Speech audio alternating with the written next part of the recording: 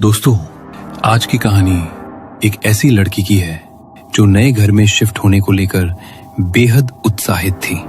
उसे लगा था कि वो एक नई शुरुआत, एक नई जगह करने जा रही है।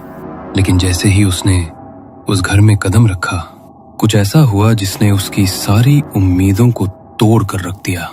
चलिए जानते हैं कि उसकी किस्मत में क्या लिखा हुआ था। कमरे से लगातार चमेली के फूलों की महक आ रही थी और उससे रुचिका बहुत बेचैनी सी महसूस कर रही थी। वो कई बार कमरे में घूमकर पूरा कमरा चेक कर चुकी थी, लेकिन चमेली के फूल उसे अपने कमरे में कहीं नजर नहीं आ रहे थे। अचानक ही उसके कमरे का दरवाजा जोरदार आवाज के साथ बंद हो जाता है, जिससे रुचिका चौंक जाती है। रुचिका जाकर दरवाजा खोलकर कमरे से बाहर झांक कर देखती है। तभी बाहर लॉबी का बल्ब भी टूटकर नीचे गिर पड़ता है और रुचिका को अचानक तेज ठंडक का एहसास होने लगता है। उसके बाल हवा में उड़ रहे थे और कानों में एक अजीब सी अस्पष्ट गुनगुनाहट सुनाई दे रही थी। रुचिका को महसूस होता है जैसे कोई भारी भरकम सा हाथ अभी अभी उसके होठों को छूकर गुजरा है। रुचिका का डर से रोम रोम कांप उठा था। वो चीख कर अपनी माँ की ओर भागती है तो देखती है उसकी माँ रसोई में कुछ पका रही है। रुचिका दौड़कर अपनी माँ से लिपट जाती है। माँ कुछ तो है यहाँ। मैंने अभी अभी महसूस किया है। मैंने आपसे एक बात छुपाई है माँ।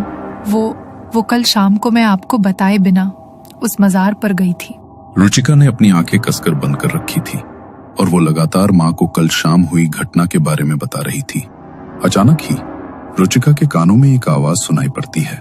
पीछे रुचिका की माँ खड़ी हुई उसे आवाज लगा रही थी। रुचिका, क्या हुआ है तुझे? रसोई में अकेली खड़ी क्या बड़बड़ा रही है? रुचिका आंखें खोलकर देखती है। उसकी माँ रसोई के दरवाजे पर खड़ी उसका नाम लेकर उसे पुकार रही थी। वो घबराकर पलटकर अपने आसपास देखती है। उसके पास इस समय कोई भी नहीं था। अगर माँ वहाँ खड़ी है तो मैं अभी तक जिससे लिपटकर बातें कर रही थी वो कौन थी? माँ, आप वहाँ कैसे पहुँच गईं? अभी तो मेरे पास खड़ी थी ना। अरे, तेरा दिमाग तो ठिकाने पर है ना? मैं तो अपने कमरे में गई थी। मेरे कपड़ों पर तेल गिर गया था तो कपड़े बदल रही थी। फिर मुझे रसोई से तेरे सिसकने की आवाज आई। यहाँ आकर देखा तो तू अकेले में न जाने क्या बड़बड़ा रही थी। रुचिका का सर चकराने लगा था। उसे कुछ समझ नहीं आ रहा था कि उसके साथ घट रही इन घटनाओं का आखिर क्या मतलब था। रुचिका के साथ हो रही इस घटना को समझने के लिए हमें कहानी को शुरू से देखना होगा। चंडीगढ़ से कुछ दूर बसा था एक गांव, कचनापुर। शहर के कोलाहल से दूर मनीष ने इस गांव में एक टुकड़ा जमीन लिया था। मनीष के लिए ये जमीन एक समझदारी भरा फैसला था। वो अपनी पत्नी बीना और 2 बच्चों के साथ आंखों में एक नए घर का सपना लिए उस सूनी पड़ी जमीन पर पहुंचा। लेकिन वो सपना बनाने की शुरुआत ही एक अशुभ नजर से हुई। बीना की नजर उस जमीन के बाजू में झाड़ियों में छुपी एक पुरानी टूटी मजार पर टिकी। इतनी दूर, इतनी सुनसान जगह और ये मजार? मनीष, ये सही नहीं लग रहा। अरे बीना, शहर के अंदर तो महंगी जमीन लेना मेरे बस की बात नहीं। ये जगह सस्ती है और मजार है तो क्या हुआ? अच्छा है, लोगों की आवाजाही लगी रहेगी। ये जगह शहर से थोड़ा बाहर जरूर है, लेकिन सुनसान बिल्कुल नहीं है। दिन रात मोटर गाड़ियां दौड़ती है सामने की सड़क से।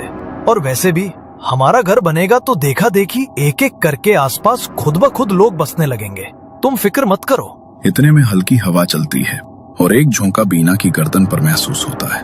वो पलट कर देखती है लेकिन उसे वहाँ कोई दिखाई नहीं देता। अरे नहीं माँ, वो देखिए, मजार के अंदर से तो तेज चमेली की खुशबू आ रही है। लगता है अभी अभी कोई आया है। फूल और चादर चढ़ाकर गया होगा शायद। इसका मतलब है ये मजार वीरान नहीं है। फिर चिंता कैसी? बीना की बेचैनी हर शब्द में झलक रही थी, लेकिन मनीष या तो समझ नहीं पा रहा था या फिर समझना नहीं चाहता था। उसने वही जमीन फाइनल कर दी और जल्द ही घर बनवाने का काम शुरू हो गया। 6 महीने की मेहनत के बाद घर तैयार था। मनीष, बीना, रुचिका और रूहान वहां शिफ्ट हो गए। लेकिन कुछ ही दिनों में 4 लोगों की वो छत 2 चेहरों तक सिमट गई। मनीष दुबई लौट गया, रूहान हॉस्टल चला गया। अब उस नए वीरान घर में सिर्फ बीना और रुचिका रह गई थीं। रुचिका की पढ़ाई पूरी हो चुकी थी। इन दिनों वो घर पर खाली रहती थी और धीरे धीरे अकेलापन उसकी आदत बनता जा रहा था। शाम के करीब 7 बज रहे थे। सूरज की गर्मी अब शीतल पड़ चुकी थी। रुचिका छत पर आ गई। खुले बाल, गुलाब की तेज खुशबू वाला इत्र और आंखों में गहरा काजल लगाए वो छत पर टहल रही थी। तभी अचानक उसे चमेली के फूलों की तेज सुगंध महसूस होने लगी। रुचिका ने अपनी छत से चारों ओर नजर घुमाई तो तकरीबन 100 मीटर की दूरी पर बनी मजार की टूटी दीवार के उस पार से उसे हल्का सा धुआं उठता दिखाई दिया। लगता है मजार पर कोई फूल और अगरबत्ती लगाकर गया है, तभी इतनी तेज महक आ रही है। अब उसका ध्यान बार बार उसी मजार की तरफ जाने लगा था। वो चाहकर भी खुद को रोक नहीं पा रही थी। कुछ देर बाद अचानक ही रुचिका छत से नीचे उतरी और मजार की ओर अपने कदम बढ़ा दिए। जब से वो इस मकान में शिफ्ट हुए थे, ये पहली बार था जब रुचिका ने मजार को अंदर से देखने का मन बनाया था। वो मजार के पास पहुंची और एक टूटी हुई दीवार पर बैठ गई। आसपास कोई दिखाई नहीं दे रहा था, लेकिन मजार पर चमेली के फूलों की चादर और अगरबत्तियां जलती हुई नजर आ रही थी। लगता है अभी कुछ देर पहले ही कोई यहाँ पर ये सब रख कर गया है।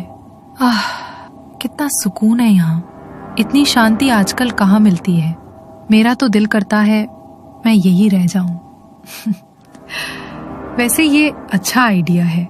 मैं शाम को यहाँ आया करूंगी, लेकिन माँ से नजर बचाकर, क्योंकि अगर माँ ने मुझे यहाँ देख लिया तो कयामत आ जाएगी। रुचिका मजार को देखकर अपने आप से बातें कर रही थी। कुछ देर वो वहां बैठी रही, फिर तन्हाई में कुछ गुनगुनाने लगी। जैसे ही उसके होठों से सुर निकले, माहौल कुछ अजीब सा बदलने लगा। अगले ही पल एक ठंडी हवा का झोंका उसे छूकर गुजरा। रुचिका चौंक गई और चारों ओर देखने लगी। अभी तक शांत पड़ा मौसम अचानक करवट लेने लगा और उसी के साथ एक जोरदार आंधी चल पड़ी। चारों तरफ सिर्फ धूल उड़ने लगी और उसी में रुचिका का गुलाबी दुपट्टा उड़कर मजार पर लिपट गया। रुचिका ने आंखें बंद कर ली, आंधी के रुकने का इंतजार करते हुए। कुछ देर बाद जब हवा थमी, उसने आंखें खोली तो देखा उसका दुपट्टा अब भी फूलों की चादर के ऊपर पड़ा हुआ था। वो घबराकर दौड़ी, अपना दुपट्टा उठाया, उसे सीने से लगाया और घर की ओर भाग पड़ी। उसे पता ही नहीं चला कि दुपट्टे में उलझे कुछ चमेली के फूल अब उसके साथ उसके कमरे तक आ गए हैं। घर लौटने के बाद रुचिका को अपना शरीर बहुत भारी लगने लगा। ऐसा लग रहा था जैसे तेज बुखार में हर जोड़ टूट रहा हो। उसने थर्मामीटर निकाला, टेम्परेचर चेक किया, लेकिन नतीजा देखकर हैरान रह गई। टेम्परेचर बिल्कुल नॉर्मल था। बुखार तो नहीं है, फिर अचानक मेरी तबीयत को क्या हो गया है? पूरा शरीर बोझ की तरह लग रहा है, हिलने का भी मन नहीं हो रहा। और मैंने तो आज रोज वाला परफ्यूम लगाया था, फिर मेरे कमरे से चमेली की महक क्यों आ रही है? रुचिका बिस्तर पर बैठी ये सब सोच ही रही थी कि तभी बीना की आवाज आई। अरे रुचिका, दिन छिपने को है, इस समय कहाँ चली गई थी? यहाँ आसपास कुछ है भी तो नहीं, ऐसे अकेले में मत निकला कर बेटा। तुम्हारे पापा भी ना पता नहीं क्या सोचकर हमें इस जंगल में बसा गए। माँ, क्यों गुस्सा करती हो? ये जगह उतनी बुरी भी नहीं है।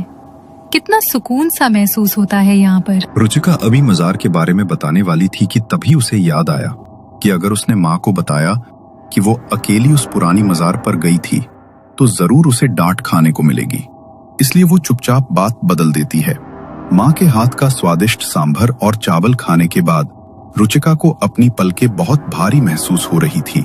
क्या बात है रुचिका, तबीयत ठीक नहीं है क्या तेरी? और तू बैठे बैठे झपकियां ले रही है। नींद आ रही है तो जाकर सो जा बेटा। हाँ माँ, मैं भी यही सोच रही हूँ, थोड़ा आराम कर लेती हूँ। तबीयत ठीक नहीं लग रही, आंखें खोलने की भी ताकत नहीं है ऐसा लग रहा है। रुचिका अपने कमरे में चली गई। बिस्तर पर लेटते ही कुछ ही पलों में वो गहरी नींद में डूब गई। आधी रात का समय था, कमरे में सन्नाटा पसरा था। रुचिका गहरी नींद में थी, तभी उसके चेहरे के भाव बदलने लगे। वो करवटें बदलने लगी, होठों से कराहटें निकलने लगी। ऐसा लग रहा था मानो किसी अदृश्य शक्ति ने उसके शरीर को अपने कब्जे में कर लिया हो। वो बिस्तर पर छटपटा रही थी, उसकी सांसें भारी हो चुकी थी। कुछ देर बाद अचानक सब शांत हो गया। सुबह जब रुचिका की आंख खुली उसका पूरा शरीर दर्द से अकड़ रहा था। शरीर पर जगह जगह नीले निशान उभर आए थे, जैसे किसी ने उसे बेदर्दी से पीटा हो। लेकिन सबसे हैरान कर देने वाली बात यह थी, रुचिका उस कमरे में बिल्कुल अकेली थी। न पिछली रात कोई अंदर आया, न कोई बाहर गया। तो फिर आधी रात के बाद उसका शरीर इस तरह जख्मी कैसे हो गया? पूरे 10 घंटे की नींद के बाद भी रुचिका को अपना शरीर बेहद भारी लग रहा था। आंखें खोलने की भी हिम्मत नहीं बची थी। नहा लेती हूँ, थोड़ा फ्रेश फील होगा। समझ नहीं आ रहा इतनी नींद क्यों आ रही है मुझे। बाथरूम में नहाते हुए उसकी नजर आईने पर गई। उसके शरीर पर जगह जगह लाल और नीले निशान पड़े हुए थे। हे भगवान, ये कैसे निशान है? क्या करूं? माँ को कैसे बताऊं? और अगर माँ ने मुझे गलत समझ लिया तो?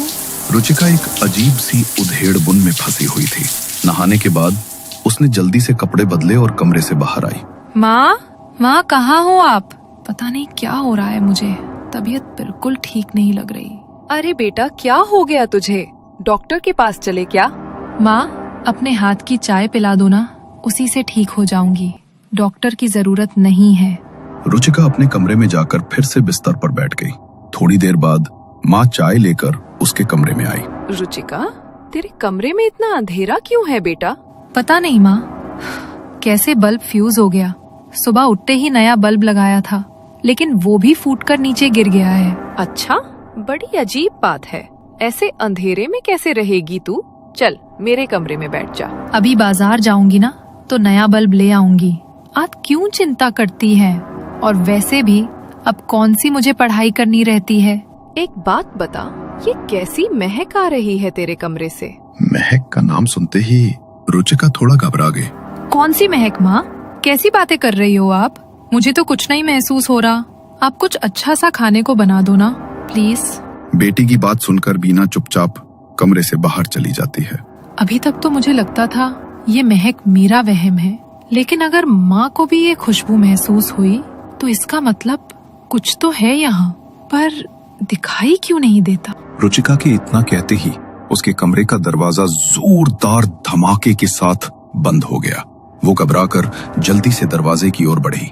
उसने हैंडल पकड़ा और उसे खोल दिया।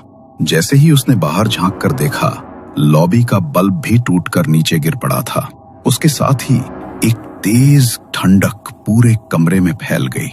उसके बाल अब हवा में उड़ रहे थे और कानों में एक अजीब सी अस्पष्ट गुनगुनाहट गूंज रही थी।